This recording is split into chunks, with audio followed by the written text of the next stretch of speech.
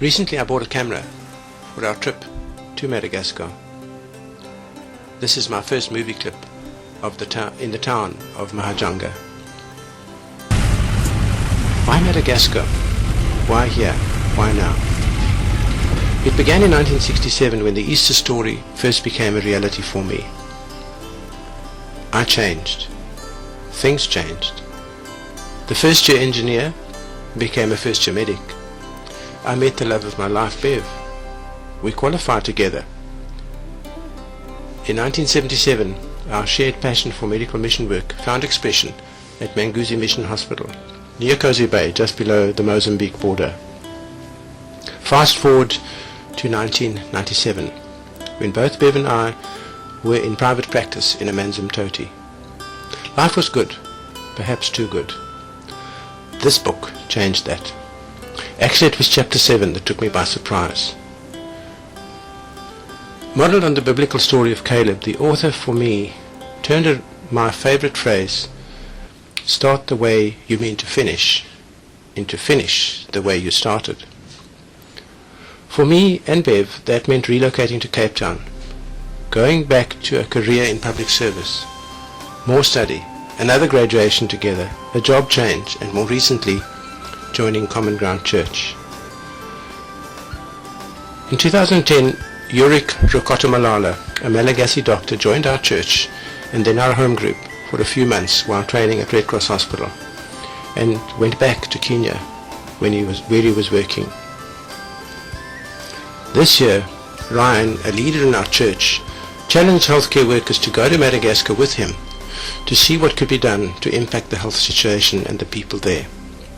His words reminded me of those heard by Isaiah the prophet. "Whom shall I send? Who will go for us?"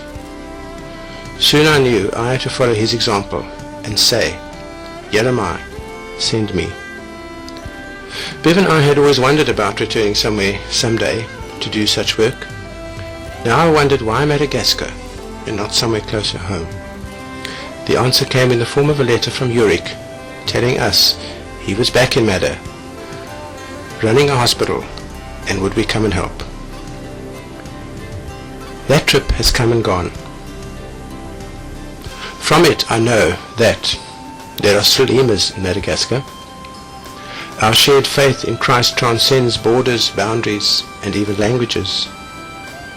We need to think more of what we can do with, and not just for, our Malagasy friends. Being present is better than giving a present.